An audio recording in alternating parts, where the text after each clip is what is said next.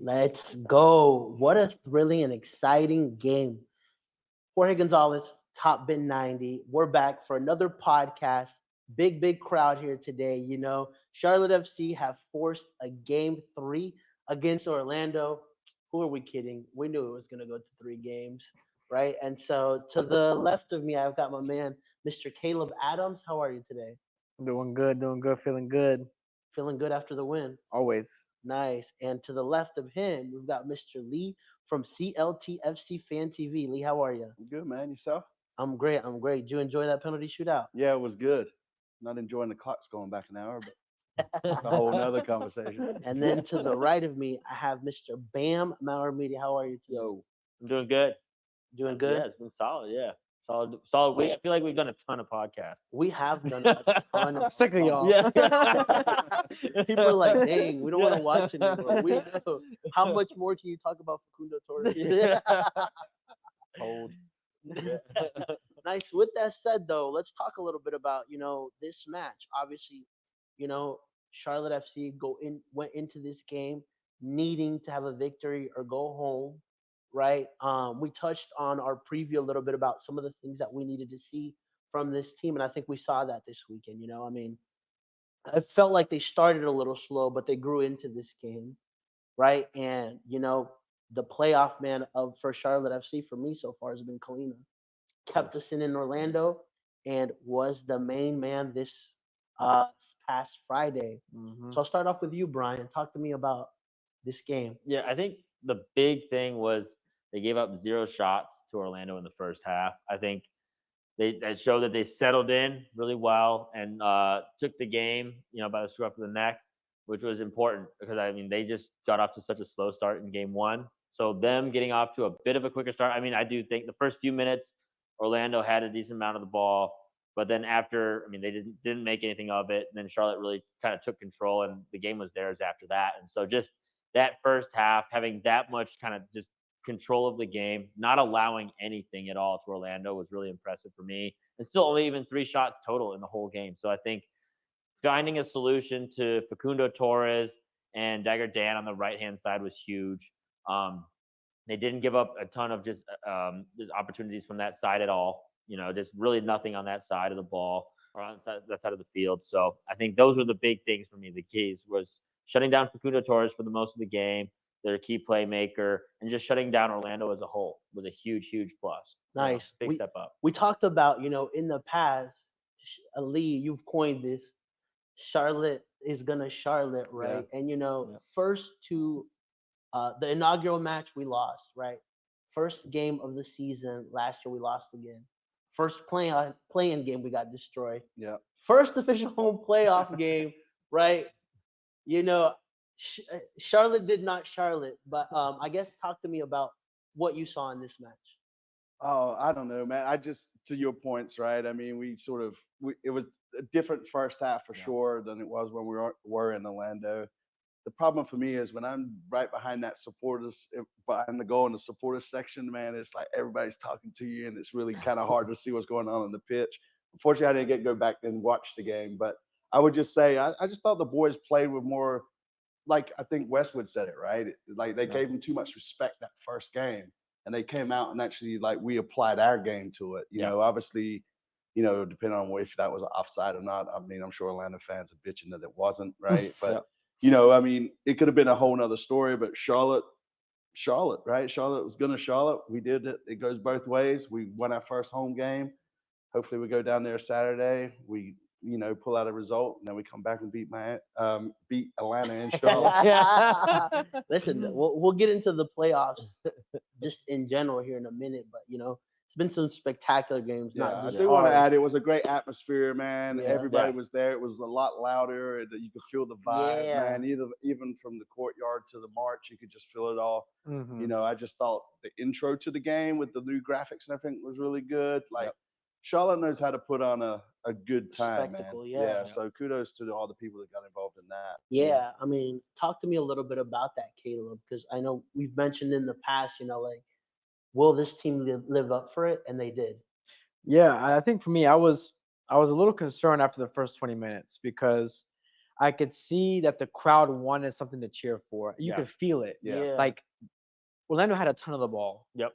And it was getting to the point where I'm like, this can't continue to be this way. We have got to get back on the ball. We've got to start having some good transitions because you could feel that the crowd was hungry, as Lee was saying. There was definitely an aura in the air of like they wanted to partake in this. Like this was a big deal. You could feel it. But as Orlando were passing the ball around and just kind of doing it, and the atmosphere sort of died down a bit, I was getting concerned. I was like, we need something to cheer for. Like this crowd is begging for it, right? We managed to get a few corners, started to get more on the ball, right? And at that point, things really started to shift. I think that the guys on the pitch felt it. We had that first corner. People were chanting loud. Even the refuse. We started with refuse suck chants real early on. Yeah. But I think it was because like we were just so hungry and desperate to cheer for something. Yep. Right. So that started happening. And as soon as the crowd started really getting something to cheer for, getting involved, all the corner kicks, it was all Charlotte. The Melanda shot off the post, I think, was a big part of that there. as well. Ajimon drawing the yellow on Janssen. I think it was Janssen in the first half and Schlegel in the second, but like drawing that foul on Janssen outside of the box. I think there was a couple of moments like that where things really started to ramp up for Charlotte. Yeah. Nice. After that, I think it was all Charlotte. I mentioned on Twitter, it was one of the best defensive performances I've seen from any MLS team. The organization, the way teams were shifting, the team was shifting, individual assignments, the discipline, the hunger, exactly. Yeah. It was complete. The offensive side we can talk about more later, but Yeah, for sure. Let's touch a little bit on some of the tactical changes that we saw from Dean Smith, right? Benched Swiderski, started Patrick up top, right? Obviously no Pep Biel, so we saw Kerwin Vargas get a start. And a key change in that midfield was Jabril Diani for Urso. So I guess, Caleb, talk to me a little bit about that. What did you see in some of these changes that he made? Obviously, one was forced, but the other two were tactical. I guess I think was expected. I think we probably all saw he's gonna go safe with that. Yeah. Gianni was a surprise though. Yeah. I don't know about you guys, but I thought Gianni was a bit of a surprise. Yep. I think the reasoning for Gianni coming into the game rather than an Urso is Gianni can bring that control that Urso can't. Gianni is much more of a he's very difficult to dispossess. He's amazing on the ball, very good at dribbling. And I think he provides a little more calm in the midfield, while Urso's very much a go, go, go, go kind of guy, like Bronico. They're very similar profiles, and that works for certain games. I think in this particular match, having Gianni brings a different sort of profile in the midfield that we needed, and we saw we were much more in control. And he was brilliant. Gianni is such a great player. It's really unfortunate for him that he was dropped to begin with, because Gianni has been a really good signing for us. Vargas was pretty good too. I thought it was a pretty solid game. I would say it was a pretty well-rounded game from him.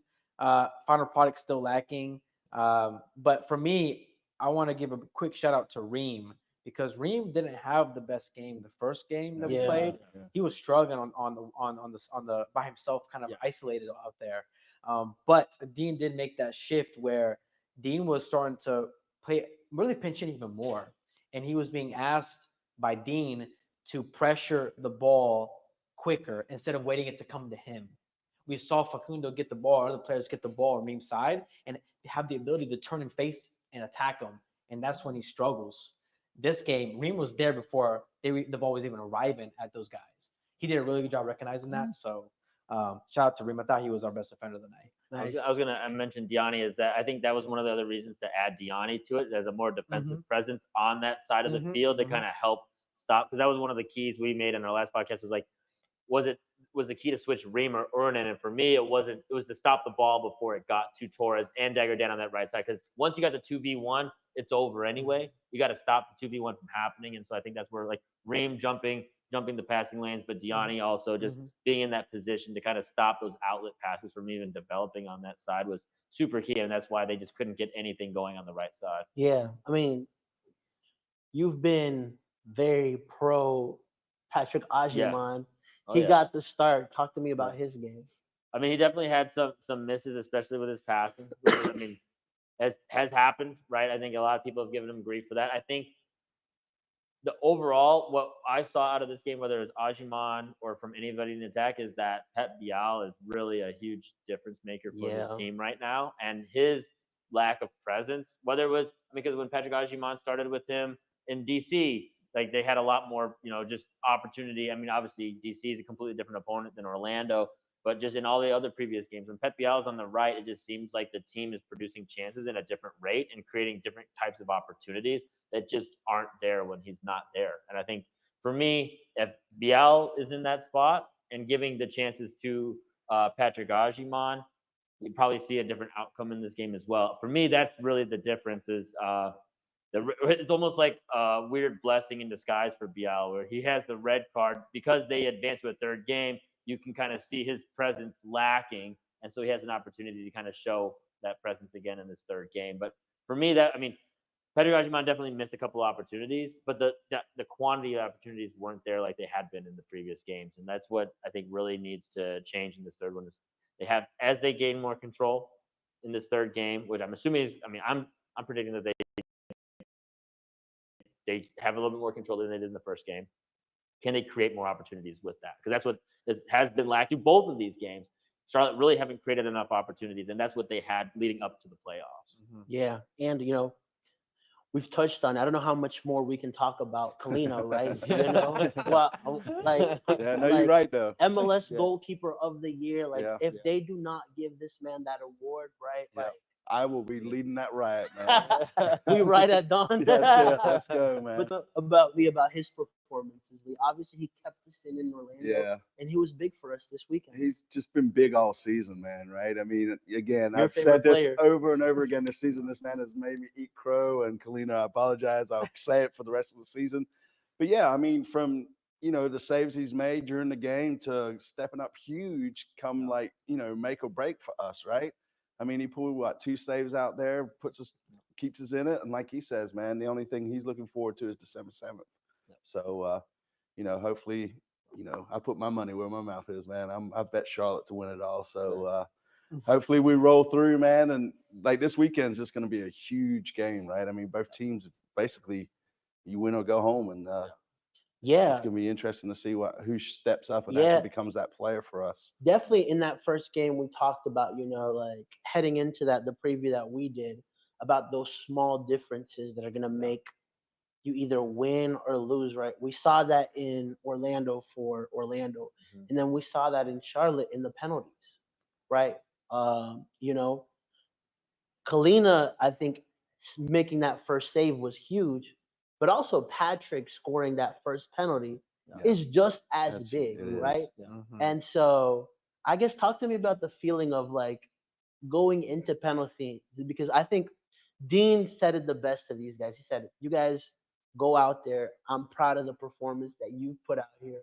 At the end of the day, we'll see what happens, but you've played great tonight." And so talk to me about like that. There's just a different pressure Oh, going man. into a penalty shootout. Oh man, and I can't really say and express just how much against the keeper penalties are. It Oh, is yeah. so much, Yeah. so heavily favored towards the shooter. To save one penalty out of five is, I mean, statistically very difficult to do. Yep. To save two is, I mean, something else. But I want to talk about the environment. And Lee, you can definitely touch on this because you were in the national supporter section. But um, I, I'm pretty sure my voice box was like bleeding. I feel like blood. I was tasting blood in my mouth because I had never screamed so loud in Might my want to see a life. doctor about that. But Kalina saving that first shot, that place exploded in a way that Yeah. I have Yeah. not seen in a while.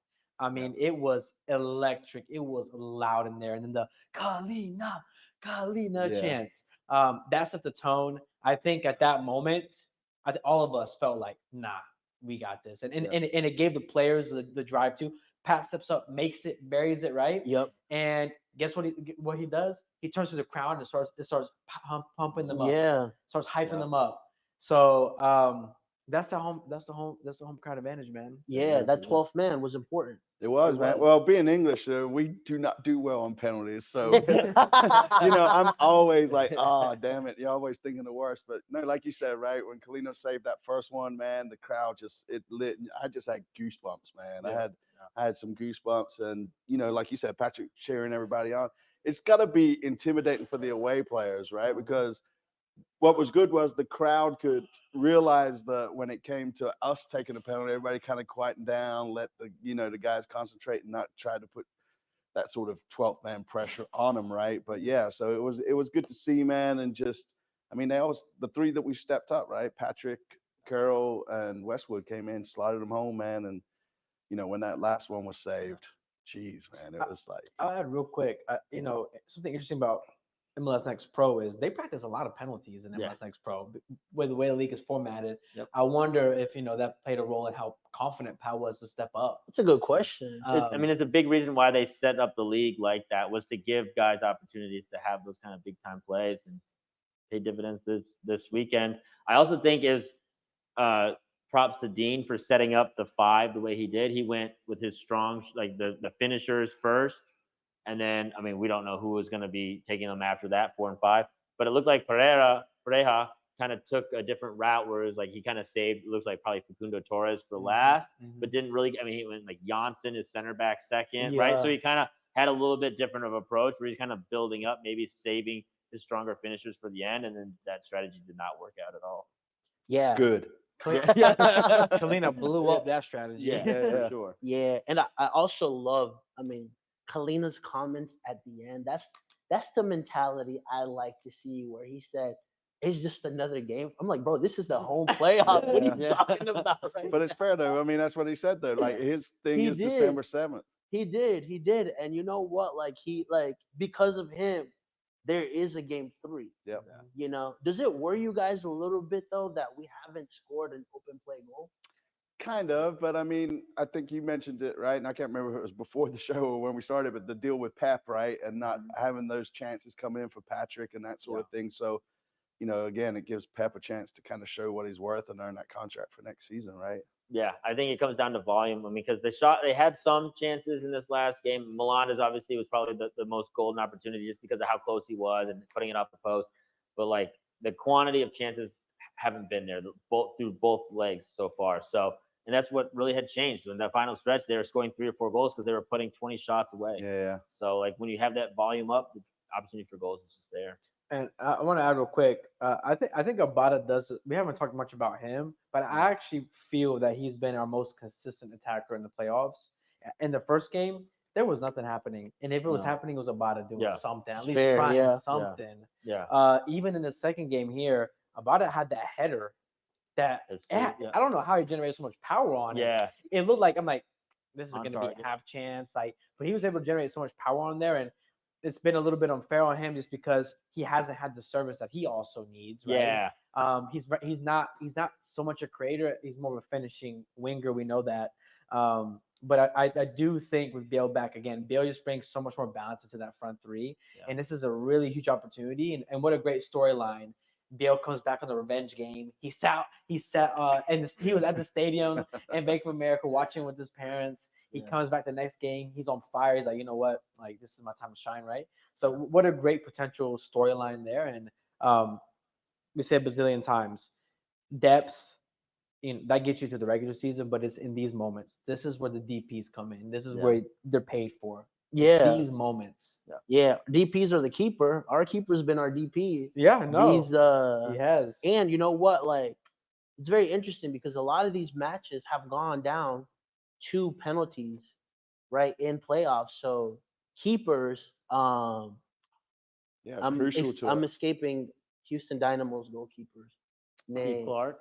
Yeah, Houston yeah, yeah. Dynamo? I was like, he didn't look like he was gonna save any penalties last night. So I was like, I was like, they've been very crucial in these shootouts because you depend on unless like your striker or one of the five taking the penalty skies it or something. Like keepers are playing a very very important role here, whether it's going to take you to that third match Yeah. or win your series. Even Gillespie had some big saves Yeah. against us this last game. Kept his team in it. So yeah, massive. Nice. And then lastly, before we move on to our next topic, I want to ask you guys maybe what's your takeaway moment from this home match? Oof. Start off with you, Lou. Yeah, I mean, the only thing to say is like Kalina stepping up and making those saves, right? I mean, that was it. That was crucial. They needed a miss somewhere, and Kalina did his job. And like I said, just keep eating crow with this guy. I mean, Yeah.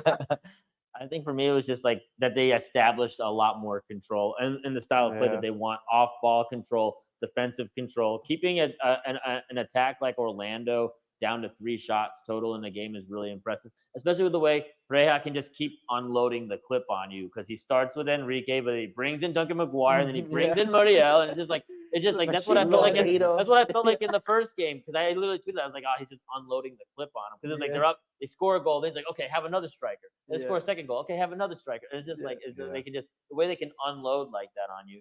To be able to keep them down to 3 shots was really impressive. Obviously, the scary moments there at the end could have gotten really scary, based on that offside call. But I mean, just to be able to maintain that kind of defensive control, the way they want to play, that's the way Dean wants them to play, and to be able to establish that was really important in this game for me. I think Dean did a great job with Brian said here, I'm blanking, but he did a great job with the tactics. But I also want to just really emphasize Dean's mentality in this group, right? Like we were like completely outplayed in Orlando. I mean, they bossed us around, right? Yep, They 100%. bullied us. Yeah. well, the boys even said that, right? Yeah. But the thing is, other iterations of Charlotte that we've seen in the past would have, I think, kind of crashed under this. Yeah. I think they would have gone into like under Latanzio last year. Say it was the sort of same system, right? I don't feel confident going to that second game and winning that, right? No. Or at least getting out of that. The first season, I don't feel that either, right? This season, our guys were like, you know what, nah, this is unacceptable. We got to come back and bounce back, right? So the mental strength, because a lot of this will come down to mental strength in the playoffs. These high pressure moments, high stake moments, mental strength to start strong, mental strength to get through all that possession that they had, and just hang in there, not concede anything, and the mental strength to finish the penalty shootout. Yeah. Right. 100%. Yeah, I think what I kind of get out of this is the same thing that you did, like that mental strength. I think the fact that they were able to get the win, even though like it was 0-0 and they got the win on penalties, that mental boost is really going to be important to start off against Orlando. Because like I asked Brant Bronico that after the match, right, where he's like, I was like, how do you approach this next game, given that you've lost twice in Orlando? And he said because we just played them a week ago, we have that to reference because it was so fair. It was quick, And so I think instead of being so timid in the approach this time, they go in there like, hey, we got one of them at home. Let's go and take them away. Right. So I think for me, like they needed to win this somehow, and they did it. And that confidence boost is very important. Right. And if you listen to the pundits, though, I guess we didn't really win yet, though, did we? that was such a bizarre tweet. Yeah, man. Whatever, Twelman. They're just looking engagement farming. That's bro. right. What was your take on the game, Jorge? What do you think? Like, what was your highlight? My highlight was definitely the penalties, but I think same thing that Caleb mentioned. Like we started really slow. I didn't like how much possession. Like Orlando was just playing the Friday? ball. Yeah, Yeah. Friday. Yeah, and I'm like, dang, this is not a good start. But we grew into that game. Yeah. And that's to me, it was like it doesn't even matter how you win this game. You just need that win because of the feeling. One for the players, two for the city. Yeah. Definitely Like for the, the city right? felt we did so well. The Panthers won, bro. And I think the Hornets even pulled off a W. Yeah, right? they got close to Yeah. it. Did That's the how Czechs good win? Do we know? a rising tide raises all ships, bro. And Oh, this man. is really good.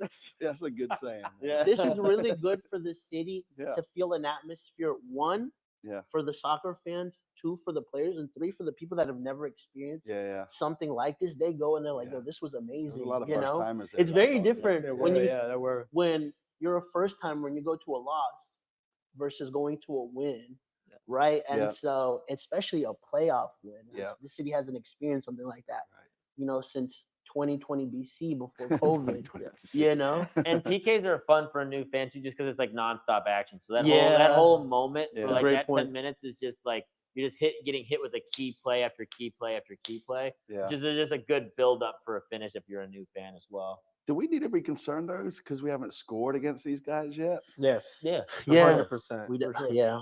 Yeah. Especially going into Orlando. You can't downplay it. And the slow starts, right? Because there's a slow start Mhm. for 45 minutes in the first one, which really kind of set the tone for the rest of that first leg. Yeah. And then starting slow again. The issue is, at home you can kind of get out of it, right? So you got to be able to get out of it on the road as well. If they let it drain on for 45 minutes again, where they just have a hard time regaining control of the game in this third leg, it could be a real problem. Yeah, the start's going to be so critical Yeah. into this next game. Yeah. And I think, like you said, with this sort of mentality check that they passed, it was like, oh yeah, we got through this barrier. I think that they'll go to Orlando with a completely different sort of approach and confidence that we didn't see that first game. Nice. Let's switch gears a little bit real quickly. But before we do that, our playoff coverage is brought to you guys by Thompson, and Thompson's a nonprofit that helps kids in need, focusing on early childhood development, family stability, and mental health support. They release some really cool Yeah, these are scarves. actually Please pretty show it cool, to the man. camera. Yeah, they're pretty You good, know. man. Nice summer scarf, man. It's 100%. it's pretty good material And too, so man. we've got a quick commercial that we'll play. For almost 140 years, Thompson Child and Family Focus has served the most vulnerable in our community. Today, with a big heart, Thompson, our dedicated team, and the donors who support our mission continue to build a foundation for transforming the lives of children at risk. We believe that changing lives changes everything, and that positive change radiates across families and throughout communities. Each life we transform makes an impact, in turn, making our community stronger.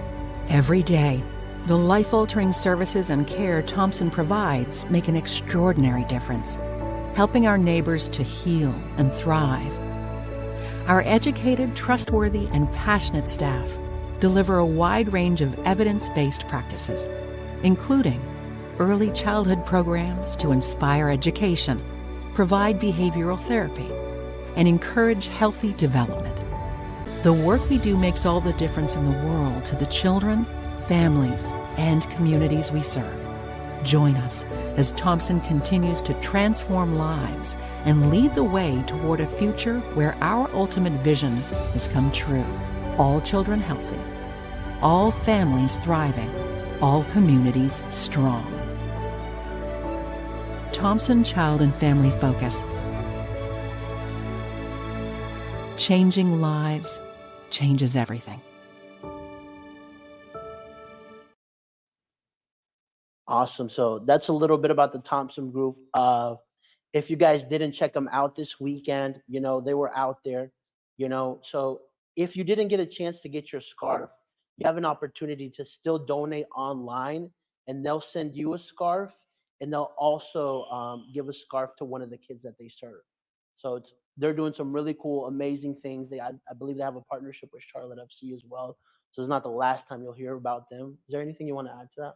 Yeah, I think I'm just gonna reiterate again, like what they're bringing is like a lot of family support. They're really focused on making sure these kids have the family support they need, whether that's through, I mean, the therapeutic, right, intervention or what, however. It really comes down to family and time and funds, and so that's what they're providing to all these families and kids. And I think it's just so valuable for them to have that. I mean, that's something that I was born with. I had that growing up, and whenever I was in need, I had that covered by family. And so being able to find a solution for those that don't have that and being able to provide that is just it's I couldn't be more proud to be involved in that in some way. Yep. So you can go to their website, thompsoncff.org, and you can click on the donation link, and we'll also put it in our bio as well. So if you're compelled to donate, With that said, let's move on a little bit too, and let's look at this match in Orlando, right? Mm. So do or die again, right? But this time we're going to Orlando and not at home. So Caleb, how do you approach Game 3 for Charlotte FC? Don't be a wussy. That's it. Don't come out like a wussy. Yeah. You got to punch him across the mouth hard and early. Yeah. I think a great way to start is just I think Orlando will expect a more cautious Charlotte, right? But I think if you come out, just swing, man. We have nothing to we have a lot to lose because we can eliminate it. But what I'm saying is this is the last match your way. Punch them early, make them feel it, Yeah. and that's gonna set the tone to help you out for the rest of the game. Yeah. That's literally the quote Kalina had. He was like, "We need to make them feel us." Yeah. That was the quote he used. Courage and bravery were the other words he used. So I mean, all that comes to like starting early and really just and putting an emphatic moment on that game. And I think earlier is obviously far better, especially because of the slow starts and how they've kind of let Orlando kind of dictate things. And that's a really dangerous proposition in Orlando. Yeah, 2 matches now that we've started kind of slowly, Yep. It's going to be a big factor to go in there, right? And be able to be aggressive. Yeah, does it affect us though? Like the longer the game goes on and neither team has scored, like I think that benefits us. does it benefit us? Yeah. Yeah. Pressure's Don't- on Orlando. Yeah, the pressure's on Yeah. them and plus, I mean, like we know that they're gonna hold more possession. That's just how things are gonna roll. But like both of you said, they have to feel us, right? And Yeah, so we definitely have to come out fast. yeah, I do like the fact that like Brant mentioned, like they just played them, right? Yeah. So like they just played them in Orlando, they just played them in Charlotte, like they know what to expect. Yeah. Right. And so and it's more of a do or die. So this is really the game where we're really gonna see mentality wise where this team is at, right? Because I think there's a difference between getting outplayed like they did the first match and a difference between that and playing a very tight game, going back and forth and then losing. So obviously we hope to win, but if the team loses and they look timid, then there's still a lot that this team needs to learn.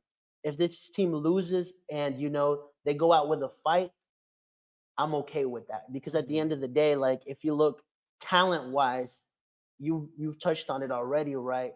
What Orlando City have versus what we have, they just have a little bit higher quality up top.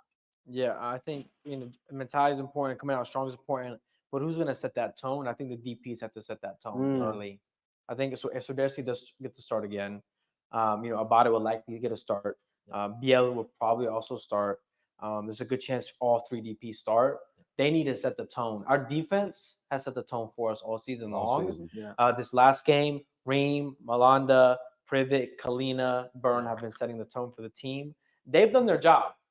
They stepped up. At some point, the DPs have got to reward their defense because it's also, as a former defender myself, you can do your job, but it can get really frustrating and demoralizing when your front 3, your attack is not putting in the same work. That's a good point. Yeah. You're up against Facundo Torres, who is in form right now. And look, I mean, even like the play was offsides, but he was calm, cool, and collected and ready to just drill that. It looked like he was no doubt going to put that one away. It was called offsides, but Facundo looks absolutely rearing to go. So that front three needs to be able to compete with that and be able to match them, like for Yeah. like. It's got to be frustrating for a guy like Kalina. He's like, I'm doing my job, like Sure, put one yeah. away, right? And so I guess that was my next question. You kind of alluded. Do you go with a Swiderski from the start, or do you go with a Patrick? Because we've seen both of them start. They both haven't really truly been effective in either match. I think the biggest thing. So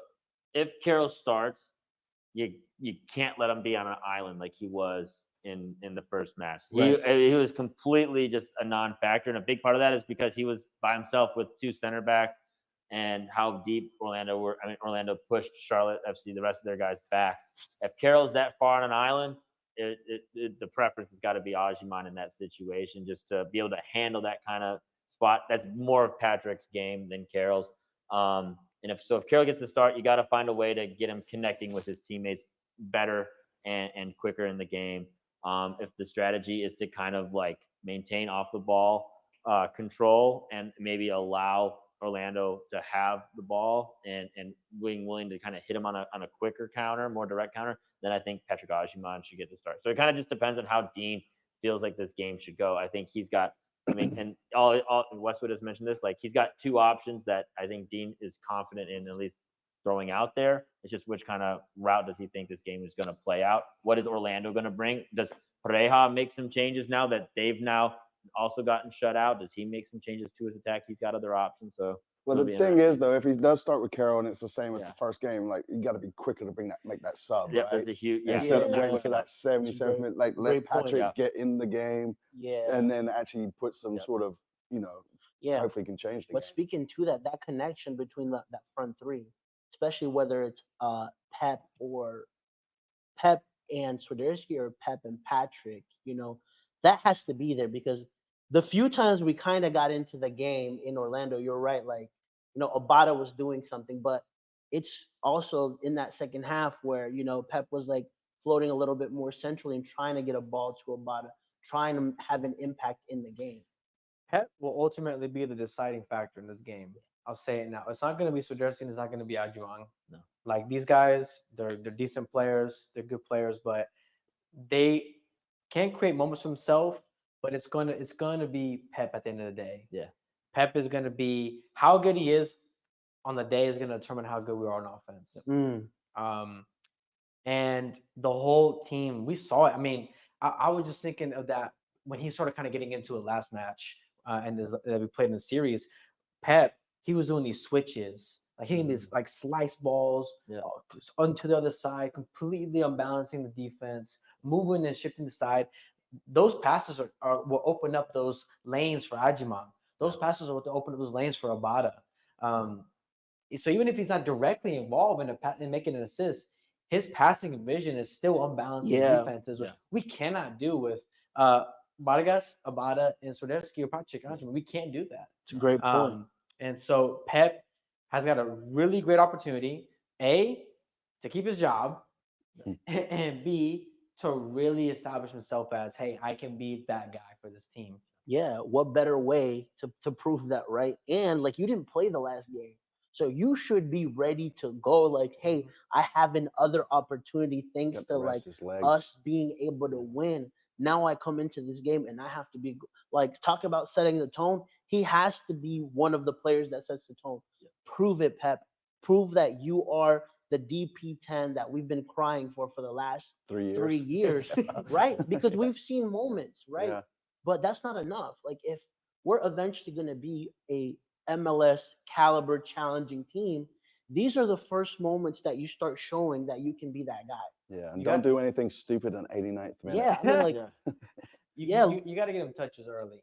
Like Yeah. same with Swiderski. You said he was on an island. Pep didn't really have all that much ability to do anything either. No. Just get him the ball early. Yeah. Let him get his touches in. Let him get comfortable, and you'll see when he starts getting comfortable, starts dropping for the ball. He'll make that connection. He'll be the connector and facilitator that we didn't have last game. Yeah. And I would say that was one point I was going to make for Dean tactically is like how can he figure out how best to do that? Because it seemed like Abada was able to get on the ball, like you said, in the first game a little bit. How can some of those touches get to Pep? And if Orlando is able to prevent that, how can Dean make a quick shift whether it may be Bial switching sides of the field or whatever it kind of takes to get Bial on the ball more earlier, because it took until what, like the 60th or 70th minute when Bial really seemed like he was really a part of that first game. How do you get him involved earlier? Similar, almost like a similar technical change to like making a sub. Can he just get Bial in the game faster and just making him make an impact? I think another factor here too is on the defensive side. We're Yeah. losing Vargas. Vargas puts in shifts Yep. defensively. I mean, Yeah. he's become an elite defensive winger Yeah. at this point. I mean, for me, he's a glorified wing back at this point.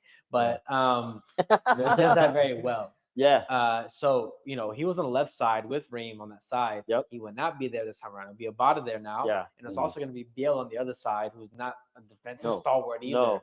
So now Dean is like, okay, we just shut them out. But we had the luxury of having guys like Vargas who act as another defender, really. Yep. I mean, he was really acting as a wing back in most cases. Yeah. And so how can we be effective offensively while also not letting Facundo just run rampant?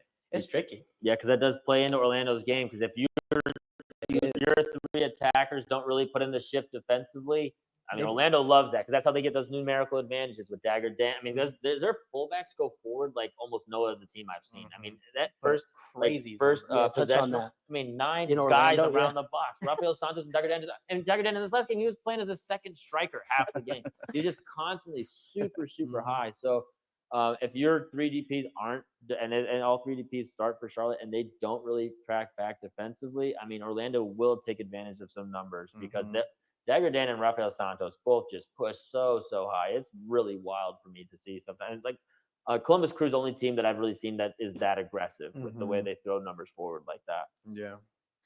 Nice. Let's touch a little bit on also, just MLS and some results that we've seen. Obviously, like this best out of 3 series has been phenomenal. Yeah. Like every game, especially this last couple of days, have been really, really good games, right? I mean, New York Red Bulls, who would have had it that they would be the first team in the East to go through, right? So they defeated current MLS Cup champs, right? In Columbus Crew.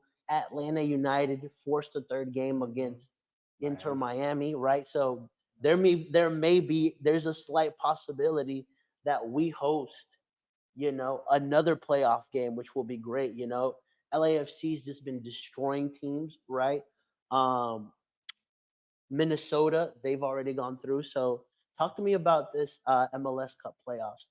Yeah, I mean, I know there's a big debate on that on the format and stuff, but I said before the show, I think this is a testament to the parity of the league, but not just that, is the increased floor of talent that we're seeing across the board. Teams on both sides are spending money. Team on both sides are getting the worst players on your teams nowadays are so much better than some of the better players back in the day in MLS. And I think Messi has played a big factor in that. Some of the new rules of the U22 rules that allows for a lot more quality on the teams, particularly attacking quality. So I think going into this playoffs, I thought to myself, and I had conversations with people of like, this could really shape out to be an incredible playoffs, just because there are really good teams. I mean, we're seeing with Atlanta, this is the 9th place team in the East going toe to toe with a team like Miami. Yeah. I mean, they sort of handled them during the season too, right? Yeah, they did, yeah. So it's not, to me, Yeah. it's not too what's the word I'm looking for? Like, I'm not too surprised. Yeah, that yeah, Atlanta's doing so well. But Well, like, when you talk about parity in MLS, right, this is Well. what it kind of means, right? And I mean, they lost Almada, who was yeah, such a key factor Yeah, for them, right? They have an interim coach right now. Giacomakis, they lost as well. Yep, Yakumakis as well. So I mean, it's like MLS playoffs. I'm like, this is the type of stuff that's very entertaining for a neutral or somebody that wants to get into the league. And it also shows like what you can do if you get your summer signings right? That's what Atlanta has done. Mm. Pedro Amador on the left is probably going to go down as one of the better fullbacks in the league next year. He's already got like 7 assists in like 9 games. And then Maranchuk, their other new signing. I mean, it's kind of been hit or miss, maybe not as top as maybe Emil Forsberg has played, but he's still been solid for them, right? So Atlanta hit on their summer signings and they're hitting their stride right now in the playoff run. And but Emil Forsberg being back from New York has just been absolutely incredible. I feel like there's a lot of like just a key top player on so many teams right now in MLS and in the playoffs right now that's like really helping a lot of these teams look capable of going on a deep run. Let me pose this question. Where do you think Charlotte FC stands DP quality wise of the playoff teams. I gotta playoff say in the teams. lower tier, if I'm being honest with Yeah. you. You know, especially because they really haven't made an impact. You know, I mean, Abada, like you mentioned, but it's when you watch a guy like Emil Forsberg. I mean, is Forsberg one is yeah. a great example. Emil Forsberg, He just came back from injury or Yeah. full an assist. yeah, Boom. Yeah, I Facundo mean- Torres for Orlando, right? I mean, even like you mentioned, like he had that one opportunity that was offsides, Yeah. but he's ready, right? Yeah. In Orlando, he torched us, Yeah. right? So I mean, look at Ricky Puch and like it's Peck.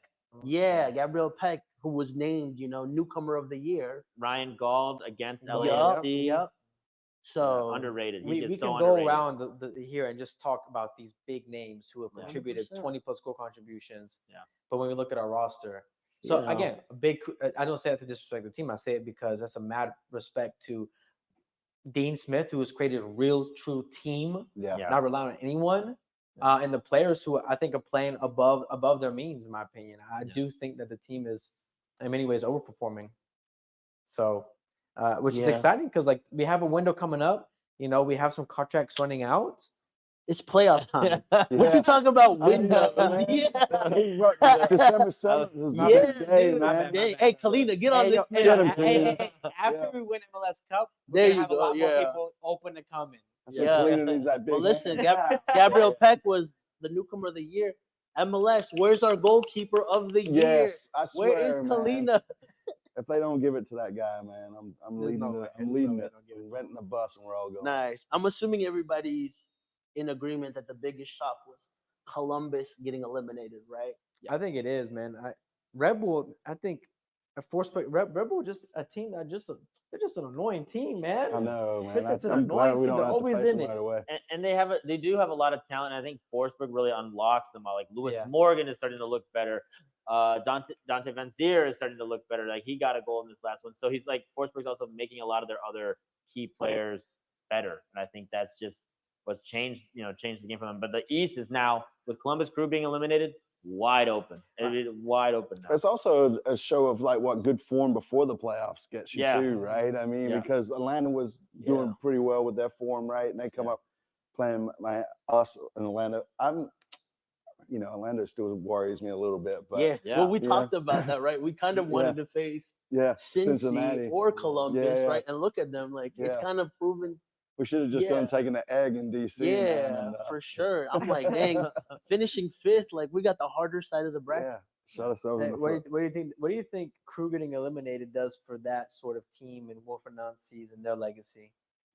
Because this could be the last time we see Nancy there. I mean, Kucher's had a lot of interest abroad. A lot of players have interest abroad, and MLS teams notoriously have really bad turnover rates. Yep. Yeah, well, we saw some changes in, leadership for them. So changes in, the players that they have could be detrimental, right? Yeah. I just think having such an early exit really affects them because, look at LAFC.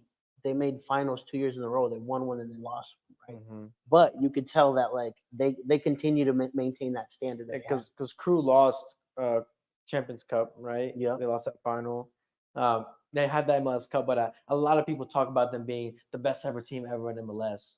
I just was wondering your guys' thoughts on how that legacy goes. Yeah, I mean, I definitely don't think you can call them the best team ever in MLS after a loss like that in this situation. I definitely think you needed to come away with a trophy for that kind of rating. I do think, honestly, it depends on what options are come up, but I could totally see Nance, the competitor he really portrays himself as wanting to come back and kind of giving it another go.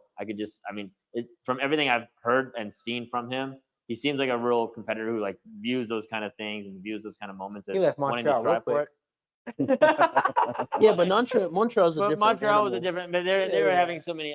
There was a lot of. It seems like there was a lot of issues behind the scenes there. There was. Compared to whereas Columbus, even though they've had the turnover rate, it really doesn't. You almost don't even see it. It's kind of like Cincinnati's kind of developed that too. There's been a ton of turnover in Cincinnati, but you don't really feel it the same way because the whole organization has just kind of been restructured to just kind of withstand that kind of turnover. And I could totally see that for Columbus, just where things have kind of built and they've just established themselves as just a key player regardless. I mean, and Rossi, I think, is still going to be around, and he's still been a really impressive piece for them. For me, teams like Columbus and Cincinnati find a way, like of late, find a way to recover from these kind of things. And they're still going to be a top team, I think. Nice. All right. Well, let's finish it off with some score predictions, and I'll start off with you, my man, Lee. Man, you know what I'm gonna say. It's gonna be 1-1 us, man. Okay, let me ask you this: penalties or no penalties? No penalties. Just straight through, huh? Yeah. I Just almost straight got it right 1-1 last us. week. What's Wait, that? how do we 1-1? go through with 1-1? Well, I've been That's what I was. He's always been saying this the whole season. yeah, so I'm not changing for it. 'Cause if I pick a score, it's He says 1-1 us. I'm like, Yeah. okay, I don't even understand what that And means. no penalties. I was like, man, this is. I about to called be it though last week. I about to be said some Kalina magic. saves the last penalty, man. Yeah. And we lived to day game 3. Dave said 1-1 us too. Thank you, Dave. I think it'll be 1-1, 2 penalties, and I think Kalina bails us out again. Nice. I don't see us like putting in a clinic it's gonna be a tight game. Both teams are gonna be a little bit on edge. We'll get 1 goal each, and then we'll take it to pens again. It's just like a Nice. score Who early, scores man. for Charlotte? It's gonna be the same 3. You mean Patrick? Oh, you mean for the right? No, for the one. for the regulation number one, time, yeah. number 1 goal. I'm gonna actually go with I'm gonna go with Pat off the bench. Pat off the bench. Yeah, okay. Pat off the Nice. bench score. Nice. 73rd minute. Tired defenders. Yeah, around there. Right? An equalizer or the go ahead? Equalizer. Oh wow. that's a Oh, good setup, good setup. okay. Dang. We're gonna score early, man. Yeah. All right. NC German said 2-2 us. Kalina saves us in penalties. So Dursky and Ajman score 1 each. Ooh, Right. 2 goals from us. That's Yeah. confident. I think I think 1-1 at tight game. I think is a pretty good prediction there. I think I'm in that same ballpark. Penalties again. I mean, I'll swing for the fence as well. Say Charlotte advance. I mean, that's what my prediction was in my bracket. So I got to ride with it. Nice. Now that it's ruined because the Crew were in my final and they got to live in it. And you got a fantasy show. Well, and all actually, that. see if what Caleb talked about earlier in the season is true about Orlando being habitual chokers. That's So, I did say, in history has shown us Orlando are habitual chokers in Yeah. playoffs. Yeah, but apparently they don't lose on penalties either, and here we are. There you go. Yep. That's true. Legacy Kiddo said 2-0 Charlotte. I'm going to go with that same score line. You know what? I'm Which one? confident in this team. 2-0. We go to Orlando. Nice. You know, Okay. we start aggressive, right? Find an early goal from Pep Biel, Yeah, and then we get a second goal from Karol Swiderski. right on. Okay, sounds good. Nice. Oh, you're saying Carroll's gonna nick one? Yeah, he will. All right, I think he's due for it. Yeah. So Okay. DP respect that. showing up. So that's right. all right. With that said, Caleb, my man, where can we find you? Just find me on Twitter. It's Caleb Adams. I'm always rambling and tweeting. Lee, my man.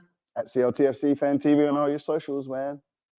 Fan interviews drop Wednesday. Hopefully, JT Ooh. get your finger out, and yeah, we'll do our live show tomorrow at 9 o'clock gonna on be good. YouTube. Nice. How about you, Brian? You can find me on Twitter at Bam Mauer Media. You can find all my written content at topbid90.com. Nice. And I'm Jorge Gonzalez. Thank you guys for joining another live. Hopefully, we do another one after a Charlotte FC win.